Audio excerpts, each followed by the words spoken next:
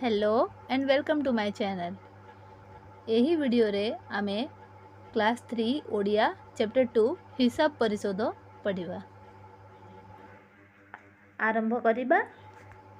थरे जने युवक पेट पोषिबा पई काम खोजी बाहरला।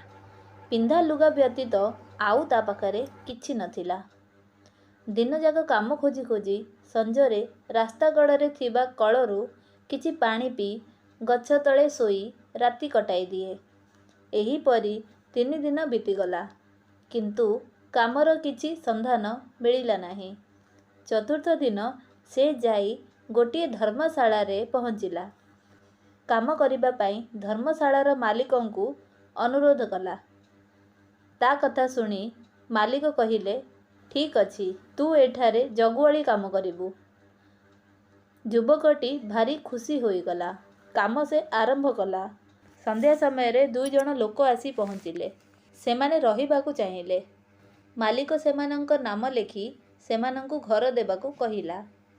एहा सुनी युवकटी कहिला, महाशय, मु धर्मशाला रे देखाशुना ठीक भाबरे करिबी, किंतु लेखापढ़ा करि पारिबी नाही, कारण मु पढ़ा लेखा जाने नाही।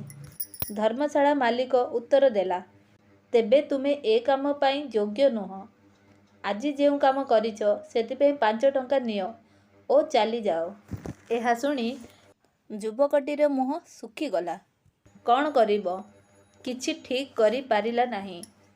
धर्मशालार मालिक ताकू आउ 5 टंका देई कहिले, अन्य केउठी काम खोज। 10 टंका नेई युवकटी चलीगला। सेई टंकारे से किछि दिन चलीगला। भाग्यकू अन्य जणे व्यवसायी पाखरे चाकिरीटीए पाईगला। बेस खुशी रे किछि दिन चलीगला। ईश्वरंक कृपारू किछि वर्ष परे युवकटी एक बड़ व्यवसायी होईगला। ताकू समस्ते सेठजी बोली डाकिले। एबे धर्मशाला मालिकटी गरीब होईगला, कारण धर्मशाला आउ चलीला नाही।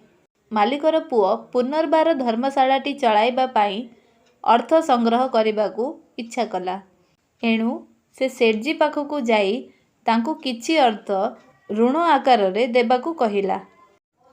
सेठजी जानी पारिले जे ता बापा ताकू प्रथमे सहाय्य करिथिले, तेणु से युवक को 5,000 टंका देले।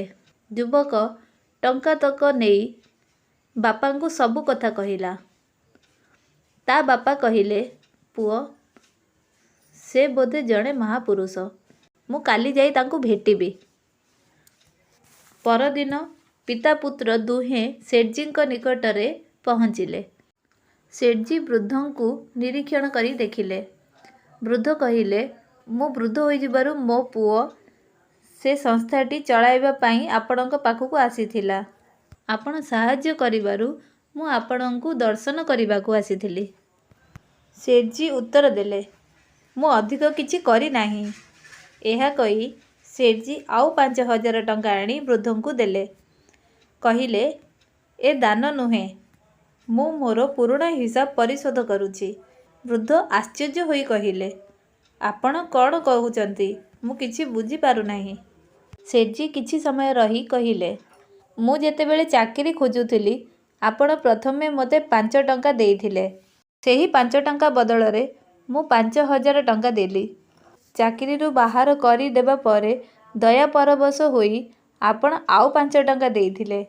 तारी बदलरे एई 5,000 मु केवल मोर कर्तव्य करिछि। वृद्ध अबाक होई खाली चाही रहिले। एबे आमे चैप्टर टीर प्रश्नोत्तर करि नेबा। युवकटी पाखरे प्रथमे कौन थिला?